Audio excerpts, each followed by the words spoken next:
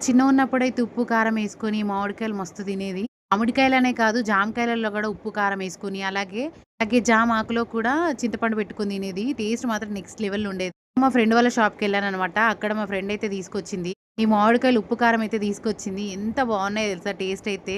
స్టార్టింగ్‌లో అయితే పుల్లగా అనిపిచ్చింది. కానీ తిన్నా కొద్దీ తినాలనిపిస్తా ఉంటది ఈ మామిడికాయలు. మా ఫ్రెండ్స్ అందరూ మీకు హాయ్ చెప్తున్నారు చూడండి. చాలా వరకు చెప్తారు కదా! మీ శారీస్ బావుంటాయి, మీ శారీస్ బావుంటాయి అని చెప్పేసి. చాలా వరకు నేను ఇక్కడే తీసుకుంటాను ఈ షాప్‌లోనే. షాప్ ఎక్కడ, ఏంటి అనేది నెక్స్ట్ వీడియోలో డీటెయిల్స్ చెప్తాను.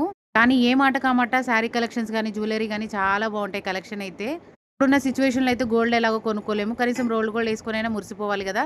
సో, ఇక మన ఆడవాళ్ళకి ఏదైనా కంట్లో పడిందంటే అది కొనేదాకా మనసు మనసులా ఉండదు. వీడియోలో ఈ షాప్ ఎక్కడ, అడ్రెస్ ఏంటి అనేది చెప్తాను. మధ్యలో ఉంగరం అనమాట. ఎంత బావుందో తెలుసా లక్ష్మీ దేవతది. నిజంగా బావుంది. ఫ్రెండ్ నా చేతికి పెట్టి కూడా చూసింది. మస్తు అనిపించింది నాకైతే. పెట్టుకున్నప్పుడైతే ఒక పాజిటివ్ ఎనర్జీ లాగా అనిపించింది నాకు. నెక్స్ట్ వీడియోలో షేర్ చేస్తా.